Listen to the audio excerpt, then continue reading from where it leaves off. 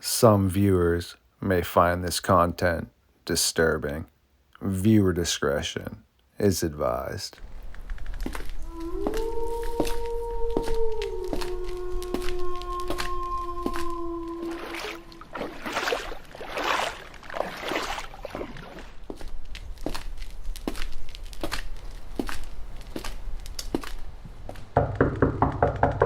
Who dares awaken me from my slumber?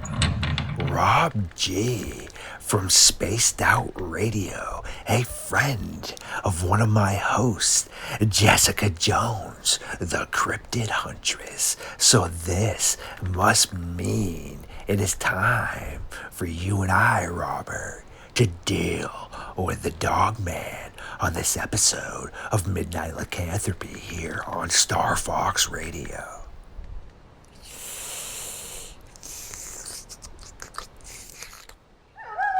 Much better. Absolutely delicious. Now that has been dealt with, there are bigger things we need to attend to. So without further ado, it is time for Rob G and myself to take a walk into the darkness.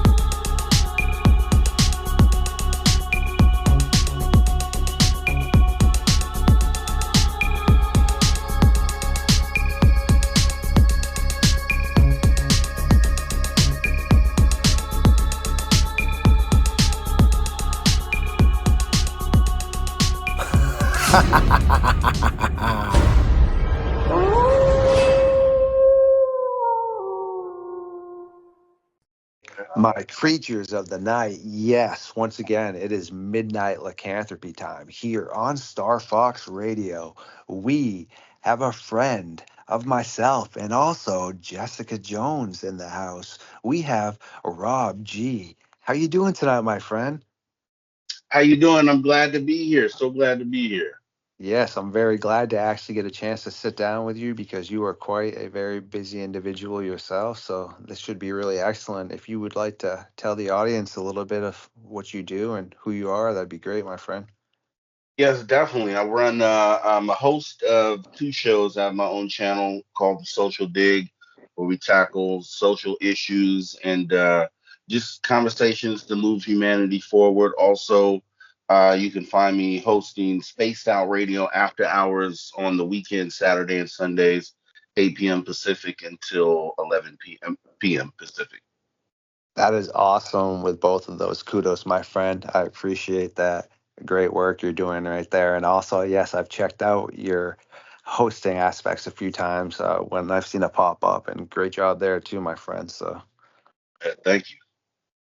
yes, excellent. Tonight, I would like to potentially just maybe get your thoughts as to what this dogman phenomenon really is, and if you feel there's any sort of credence to it, or if you think maybe it's just hysteria in regards of humans. We kind of plant a seed into each other's minds sometimes, meaning I watched a show the other day about they were explaining how sometimes paranormal things can not actually be paranormal, and they gave everybody flashlights, and all of a sudden one person felt like they were touched or something, and the light went off, and then the light went off over here, boom boom boom. So they would go over and talk to the people, and they all kind of thought they were feeling and seeing the same thing, but there was nothing around them. It was just the host of the show. And I also heard something recently from my friend Ernie about how there was a study where this doctor claimed these people were seeing this entity in their dreams, and all these people were coming in to see him, and then all these other people started reporting seeing that, but afterwards it was just a study, it was never really occurring, but all these other people then claimed it was occurring. Yeah, I'll tell you what. I'm totally I've been opened up to this. So I'll tell you, on my journey here, I've been exposed to UFOs. I've been exposed to paranormal incidents, and at this point, it's like an onion. And every time a layer gets pulled back, it always amazes me. So right now, the way I feel about both Bigfoot and Dogman is definitely possible. It's very possible that this thing is a thing. Now, I don't know how you feel about it, but I feel that it's potentially. I always ask the question when I'm hosting if these things are living in this world or if potentially they're stepping in and out of other dimensions because people see them and then they disappear. People see them, they try to follow them, and then they're unable to locate them. So I think that they're a real thing and they may be tipping in and out of another dimension. Have you thought of that? Have you heard that? What do you think about that?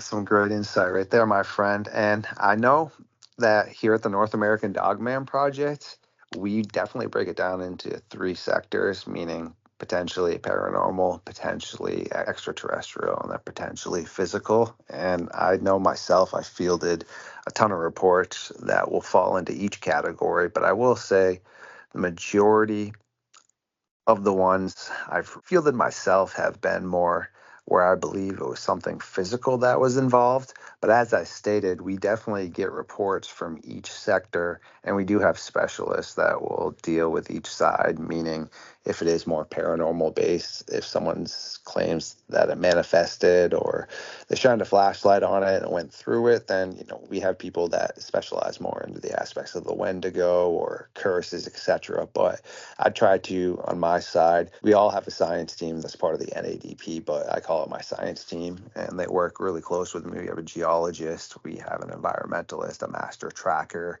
So I try to definitely always approach it as much with scientific aspects as possible, meaning what potentially are people seeing? Are they seeing relatives of existing animals or potentially extinct animals that actually didn't go extinct? What is leaving footprints, or why is this occurring? And misidentification, meaning if people don't have a trained eye, yes, a lot of times it could be a black bear standing up or something, and they think it looks like quote unquote a dog man or a baboon, because there are cases of baboons that have escaped and also potentially been here since the 1700s. So who knows if they were able to set up and really have a successful existence down there, because there's other animal species in the Florida area that have escaped and been really successful and actually are invasive.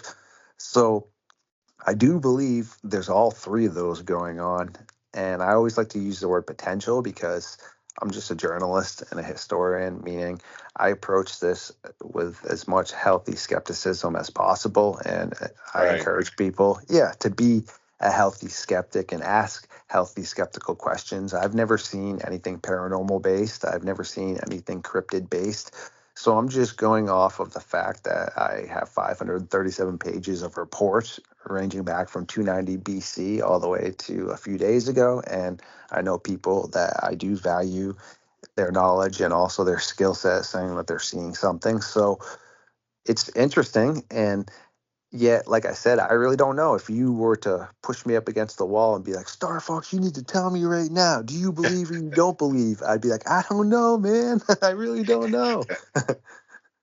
Yeah, yeah, that's hilarious. And I can agree with you. You definitely, with all this phenomena, you have to take a middle of the road approach and definitely vet everything that you get and have a dose of skepticism with it. So and what I'd like to do is, I'm sure you do as well, is look at a lot of the evidence that's out there because historical data is going to be an indicator of what you may be coming across in the present or the future. So I look at things like credible people that I determine to be credible based on, things that traits that I can observe within them.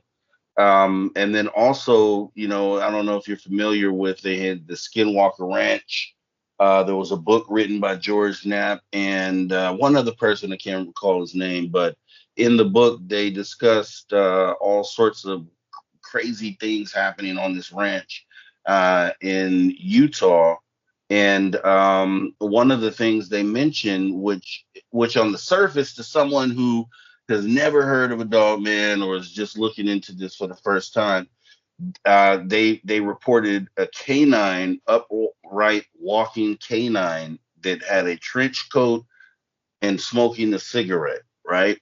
That they Mm. reported on this property. So you would, on the surface of that, think of, okay, that sounds wild, that sounds crazy, how could that be possible? But then on the other side of that, you have to wonder why someone would report something that sounded that absurd, right? And Hmm. so there has to be some sort of truth to what is being told there. I don't know if you've heard that story, but it's just one of the ones out there that kind of make me think and rethink about if this dog man is actually out there walking around. And I think there's been definitely too many things I can point at where people, seem to come across credible in what it is they're saying. Straight up, and that's nightmare if you were there. I definitely have heard of Skinwalker Ranch and watched some pretty gnarly stuff from there, and that definitely leans more towards the paranormal aspects or the supernatural or the extraterrestrial right there for sure. And it is mind blowing to hear those type of encounters because that's not the first time, and we do field some encounters actually from the past as well where these entities or creatures are wearing clothing or taking clothing, which is definitely interesting. And the cynocephali from 290 BC wore clothing and skins of animals, etc. So no, you bring up such valid points. And there's a side of me that when I hear things like that, I always want to obviously believe, right? Because it sounds really awesome. Yeah, at the end of the day, I've learned as I've grown up that humans tend to, unfortunately, we lie sometimes, and it's Yeah. prevalent throughout history as well. Meaning, yes, so when Herodotus and Alexander the Great spoke of the cynocephali, sitting here, I want to be like, yeah, that's Alexander the Great. How could he not be credible? Yeah, if he said he saw these things. But at the end of the day, what makes Alexander the Great immune from lying back then in comparison to lying now? Meaning, sure, he could have made that up. But then when you look at a ton of the other historical references that claim that they've seen this, like Marco Polo and indigenous cultures, then you have to be like, all right, well, they all can't potentially be making that up. That wouldn't be able to be even coincidental because there was no way to communicate like that back then. If you wanted to go from Greece to America, well, first off, you got to make it there. Good luck. And I might see you in like, what, 6, 7 years. And then you got to write down a tablet. And then whatever tablet I gave you, you then have to make it back to Greece or Rome before your boat sinks again in another 7 years. So it's Right. not yeah, it's not as easy as right now where I can text you and be like, hey, Rob, did you see this or check this out? Where now we can have very common descriptions of things. So I try to, as I said, just always look at it with both sides, subjective and objective, and realize that testimony is important, but it also can be non-important because how many times do people sit in the court systems and say one thing and yet they are obviously lying and are ended up being convicted for something, But Right. it is this is when it brings a ton of merit to it when we dive back into like the time frames when there was the witch trials and the werewolf trials and things, and when now people are still reporting seeing some of these, there's a whole different level of danger involved in that because you're living in a time frame now where that's already shunned upon. And when you say you saw something like that, you almost are legit putting your life in jeopardy. So I feel like a lot of those old reports, yeah, sure, still could be misidentification. We do need to still realize that. But also, them stepping forward to say something, in my eyes, has more credence than, say, somebody today who really could just be hoaxing for clout. Right. I can tell you this, just like you said, there's an element of people that are just blatantly lying about this, but there are also elements of what I say over embellishment, where it might be partially true. Maybe they saw a dog that wasn't as big, and maybe it wasn't walking upright, or even my little Chihuahua can walk around on 2 feet, when she's begging for a Yes. treat. So Yes. that happens, and then you have pareidolia as well, where people say, "Okay, I saw something. They're in the woods, and they think they see a particular shape, and then their mind makes it out to be this upright walking thing." So there's elements of all those things I think that goes into it. I love how you just said all that. And I just want to say kudos and preach because not that you or anyone else can answer this question, but it really gets me that everyone seeps up all the pareidolia images, all the pareidolia stories, all the things where there's no evidence to back it up. Yet when individuals like you and I can sit down and speak about actual credible events following up to the encounters or historical references, no one really seems to want to seep it up. They always like the photos that honestly don't really look to me much more than, like you said, a pareidolia type image. And for some reason, people, again, we just forget that animals are animals. Okay, like a friend of mine, Todd Metz from the West Coast Dogman Vortex, his trail cam the other day outside of his house picked up a really cool shot of a raccoon in the shadow on the side of his barn. It looked like a little mini dog man, but it was a raccoon. But like it'll, you know what I mean, just by the way the hands were and the Exactly. ears were pointed up. Yes, so that's what I mean. A lot of times, someone's running with that, being like, "Oh wow, a baby dog man's in my yard," when in actuality, no, that was just a raccoon on the trail cam. Yeah, and here's the thing, and I don't want people to feel like this explains what people are seeing 100% of the time, because there are some people that have said, like, with no obstruction of view, that they are looking directly at what they see is an upright walking canine. And so in those cases, you kind of have to be like, okay, well, how does pareidolia play into this? No.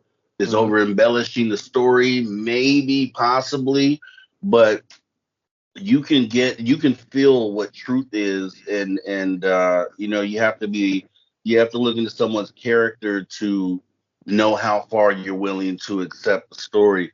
But I'll say, like I was talking earlier about the Skinwalker Ranch, when they put the dog man in the story there, this was something that they presented to the United States as a thing, as the real thing. Like, hey, this dog man, it was on our ranch, it had a trench coat, smoking cigarette, and so even so, you have to ask yourself, when you tell stories like that, and you take them to officials like the, would you bring a lie? You know what I mean? or Hmm. or is this something that you feel like actually happened? Again, all such valid points, my friend. And those are also all great questions. And again, like you were saying, the embellishment aspect. So there's a gentleman who's a shark biologist I watch called Shark Bites on YouTube, and some of the largest great whites. Because ever since I was a kid, I love dinosaurs and sharks, and I'm a nerd. I just like to learn, and that's just the way it is. So he was talking about how the largest great white sharks on file that were supposedly like 25, 23, 27 feet. Yeah, they were still large great white sharks, but they were around 18 to 19 feet because they were A, being based off of images where it was a perspective shot, meaning it looked larger than it actually was because of the angle, obviously, that the camera was being used. And B, they weren't properly measuring the sharks a lot of the time by flattening out the tail. And there's just ways you're supposed to measure it. So it would come out at different distances.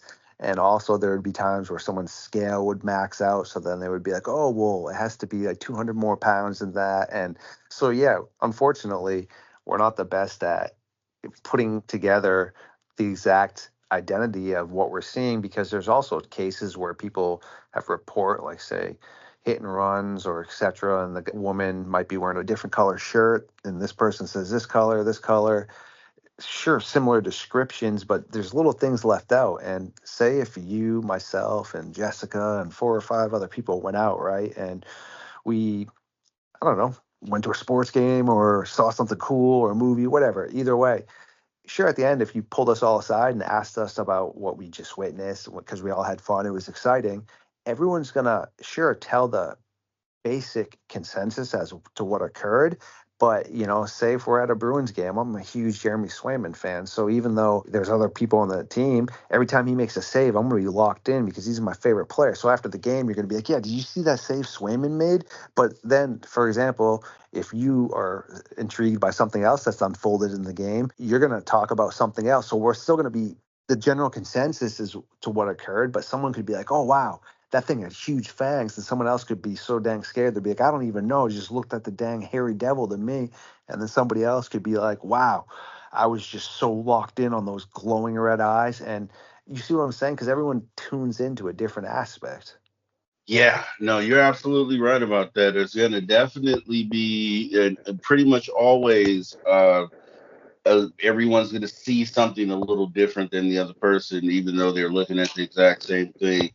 And there's a lot of that happens, period, with all types of sightings. And that, like I said, I guess at that point, that's where you have to, I'm a person that says you should never write off someone's story immediately. You should always take in that data, vet it, take some time with it, process it, compare it to historical data, and then also you want to vet the personality of that person and their the ability, for them to tell a story or not. You know what I mean? And all those things combined, I think, is how you determine if you're really dealing with something or not. But a lot, in the field that we're in, I'm in this whole ufology, which actually covers everything, covers UFOs, cryptids like Dogman, and paranormal as well, just everything.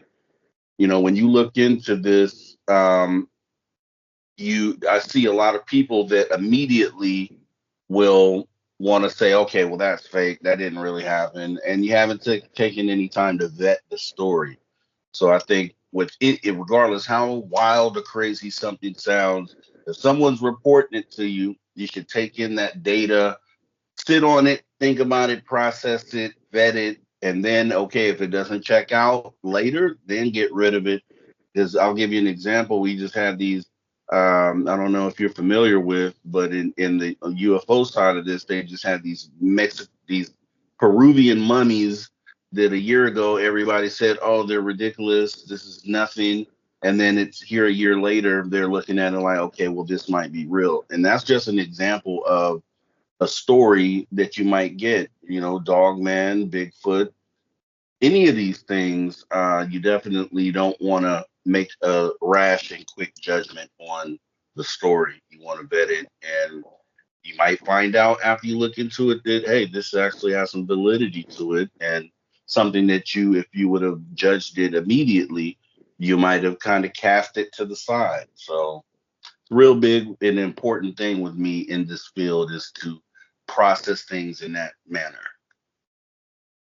Excellent, my friend. No, that's the way it really should be approached. Like you said, you can't just toss stuff aside without doing the proper research on the topic and making sure that you actually understand what's occurring. And that's what I explain to people because I only focus on the dog man. And it's not that I'm not interested in things like the Jabba Fofi and such. Because I mean, I watch things like that in the background while I'm working on such.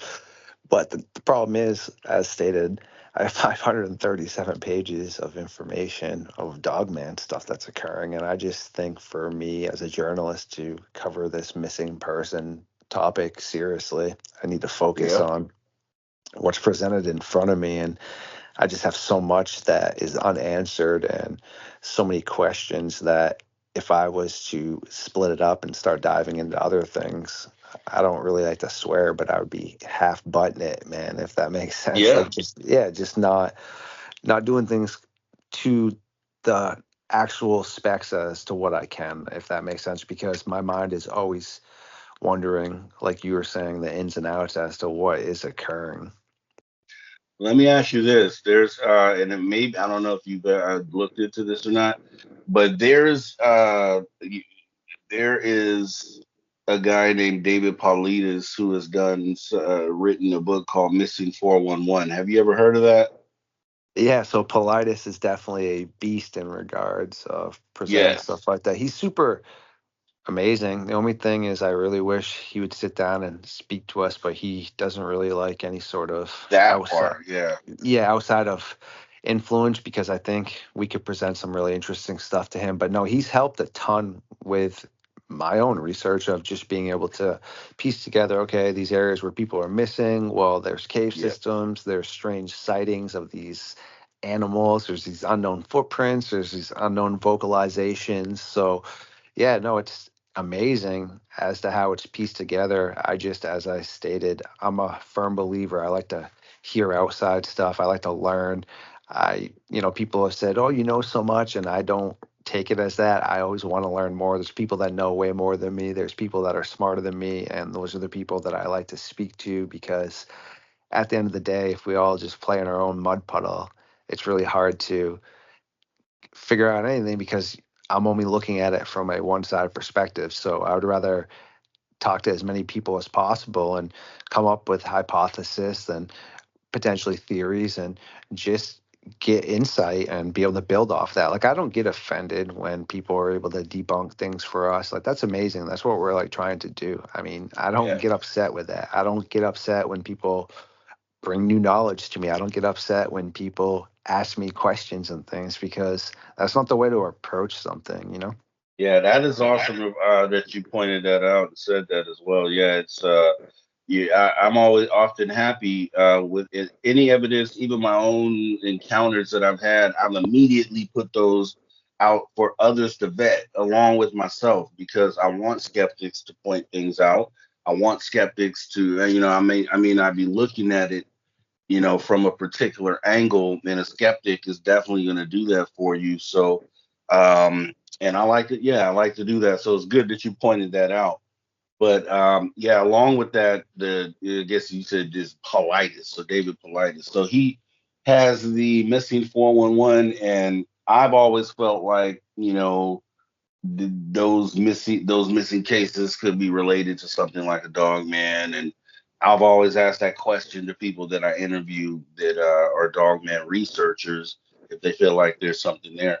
Um, do you find, and this is a question that I ask as well, do you find with the cases that you've researched that dogmen are mostly found in wooded areas, or are you finding that they're pretty much everywhere?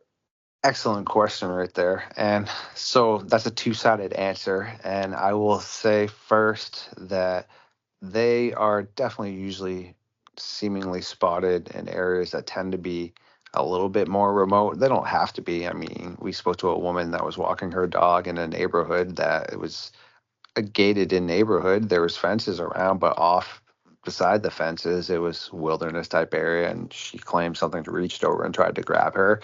But it wasn't like it was just walking down the street of this gated community in regards of, banging on people's doors. But we have had reports in Germantown in the past of these things kind of roaming the area. But again, Germantown is kind of a small town, so it's still stretched out a little bit. It's not like we're talking about Boston where it's walking down the streets everywhere. So, I mean, they've been reported on highways or back roads or running across like somebody's yard. But yeah, there has to be usually some sort of wilderness type terrain or mountains around. As stated, they're not just chilling at like TD Garden or Fenway Park. And, so when it comes to the missing people and such, I think there's more to play than just one side, meaning I do believe, sure, some feral people might be involved, but also I've talked about that before, meaning that there have been quote unquote like hit squads that were sent out to deal with that from officials. And also at the end of the day, people need to realize in 100 years, 200 years, feral people aren't going to all of a sudden adapt these crazy superpower abilities when they're malnourished and barely surviving to get food. So the odds of them being able to overpower groups of people or people in general is kind of slim. We're not talking about The Hills Have Eyes here. That's a fake movie. We're talking about reality, meaning if you and I are stuck out in the wilderness and we can't just go to the grocery store, we don't have weapons, we have to figure out how to catch food and grow food with our hands. It's not like you and I are going to be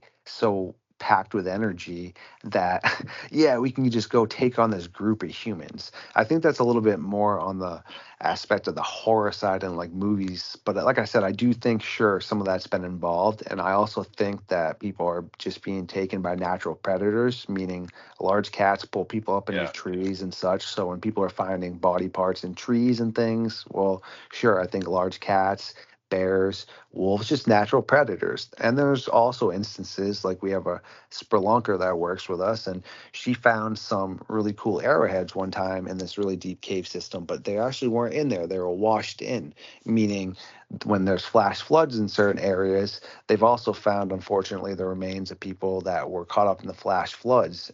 So that takes into play as well. And then, yes, I do believe there is something else going on with cryptids, whether it's Sasquatch, Dogman. But the final part, too, is unfortunately, if we like to go to national parks to get away from people and have this beautiful, amazing experience, well, negative people and psychotic people do that too. And I encourage anyone, there's documentaries on Hulu and everywhere about how people have targeted people in the woods. They go to these super remote areas and they just target these hiking trails. So yes, that's a part as well. And I really advise everyone to just try to look inside and outside the box and not think just because someone does go missing is 100% a dog man. Yes, they're missing and we need to figure out why they're missing, but everything I just stated could take place. Yeah, definitely. That's actually great advice there as well. So you with the North American Dogman Project, I have to ask this: what it, anytime that you deal with other Dogman researchers, because I noticed you mentioned Jessica Jones, was a good friend of mine. Shout out Jessica Jones, Yes. Cryptid Huntress. But so I know she's awesome. But as far as other Dogman researchers out there in the Dogman community, do you find that others are willing to share their data and kind of cross-reference data with you, or is it a every man for himself sort of situation? Great question. And yes, Jessica's awesome. And honestly, I really don't associate with people that try to be like that. I mean, we have a ton of people that aren't fully in with the North American Dogman Project or even technically associated with us, meaning like they're not part of our organization. But yeah, Jessica, my friend Deborah Hatchwell from BBR Investigations. There are a ton of people. Brian Barber, Grizzly Chris. There's a bunch of these people that help us out like that. So this is amazing. And those are the people that I stick around because, to be quite honest with you, I don't hide any of my research. I'm here to share my stuff with everybody. I talk about it on my YouTube channel. I have a book. I share all my stuff with everybody. But unfortunately, as you stated, there are people within this field that do kind of want to hide their stuff and put it in the other direction. Yet the problem is with that, to me, I feel like those are red flags. Meaning, say if I didn't know you and you got a hold of me and you sent me one track and then you sent me a deer up in the tree, etc. But you live near me and I would like to come over and look at your property, but you won't let anyone come to your property. Okay, that's all right. But now you've controlled the narrative twice on me. You're controlling the images that you show me. I can't look at the environment. I can't see if there was other tracks. And also now you're controlling the narrative of not allowing me to even come to the property to scope out the type of area or even talk to you directly in person. You're talking to me via email or a social media platform, which doesn't mean you're not necessarily having these type encounters. But to me, those are really easy ways to for somebody to hide things, meaning they're controlling the narrative. Like you could sit there and work on really one cool looking footprint, and why are there not more? If a dogman was on your property, what's it just say one-legged dogman hopping? Where all the rest of like the tracks, there should have been at least two, three, four, five more, whether it jumped into a tree, etc. And like I stated, okay, sure, you do have an animal head up in your tree or a piece of an animal's body, but where is the rest of the image? Are there claw marks from, say, a large cat growing up the tree? It's unfortunate. There are a lot of people that want to take their stuff and 100% say it's their stuff and all this stuff, which is why I think the community of the cryptids and especially the dogmen is not advancing, whereas Sasquatch was able to be taken to that next level because people weren't so childish and actually sat down and shared what was occurring. I encourage anybody to just sit down, and no one should be hiding and sharing their work. Sure, if someone wants to use our stuff, go ahead and use it, but just say it came from the North American Dogman Project. That's not a problem, okay? There's a difference of saying, hey, I took this image in my backyard when you took it off our website. There's a difference in that, okay? But to use stuff and share it around and explain to people, then that's how we got to where we are. If it wasn't, then Linda Godfrey's stuff would not be in any use, and then you and I wouldn't even be having this conversation because she's the one that had all this knowledge, or Herodotus and Alexander the Great, because oh wait, I guess we are taking Alexander the Great's knowledge because we're talking about it. No, that's not how it works, right? Exactly. It's definitely for the advancement. And that's how you can tell who's in it for self or who's in it to really move this conversation along. And that's, I'm all about always continuously moving the conversation along. And one question I do ask researchers, Dogman and Bigfoot, I ask the question, where, what is your end goal for this? Like, what are you in this for? Are you in this just to say, hey, Dogman's real for yourself, or are you trying to bring this to the general public as awareness? Because the reason why I ask that is because, you know, a lot of people go into woods, they go into isolated areas, and they are totally unaware that Dogman exists. They're totally unaware that Bigfoot exists. And the question would be, would those same people walk into the forest if there was a sign up that said, hey, Dogman activity, or the same way you would have a watch for bears, or and just bringing that sort of awareness. So that's why I always ask a researcher, like, what is your end goal for this? You know, and I guess I pose that question to you. Excellent question right here before we wrap this up. So no, I do appreciate that. And I'm in this for definitely many different aspects, meaning as a journalist, not even talking about the Dogman topic, just being a journalist and a graphics designer and a videographer and a former actor and model. I'm creative and I love to be creative, and I've always worked on art and things like that, which is why I'm on the YouTube platform, which answers that side of the question of meaning why I have a YouTube. But now when it comes to the journalist aspect of trying to figure out what's occurring, well, I figure I have abilities and I have skill sets where I am able to create media and such to make it easily accessible for people, and also give them imagery and encounters and science to not only listen to, but they can then see things and images that we've had submitted to us. So also, I would like to think that if I had loved ones that were missing and were there was no answers for it, I would hope that people who had skill sets to help spread knowledge and put it out there would do the same for me as well. Exactly. Great answer. And yeah, I appreciate that. I mean, it's you know, you have to have a genuine, purpose for doing what it is you do. Some people, as you know, in this field and other fields, do this for clout, for fame, Mm-hmm. for Mm-hmm. notoriety for themselves. But it's really about getting the message and moving the research along down the field. So that's great to hear, man. No, thank you. I appreciate that. No, I always tell everybody that it's okay. There's nothing wrong with being content creators. There's plenty of beautiful content creators out there that supply great knowledge and great information. And yes, YouTube pays them for that. That's okay. There's nothing wrong with that. But then there is something wrong with if individuals are trying to profit off people's misery and people's loved ones and lost ones. But yet, like I said, if someone is covering topics and does a great job at it and YouTube wants to pay you for that, there's nothing wrong with that. And I think people should still respect content creators and understand that just because they're doing something awesome and they've been given an opportunity doesn't make them in it, for some people like to say, just for the money. But if you were now bamboozling people and going in and telling people you were going to help them and making up research and scamming people and just sort of, yeah, trying to profit off people's unfortunate events, then yes, that's really terrible. But I think sometimes content creators get a bad name because, I mean, we're all content creators and we're talking about things that are occurring, and it's not our fault that we're even given an opportunity, you know?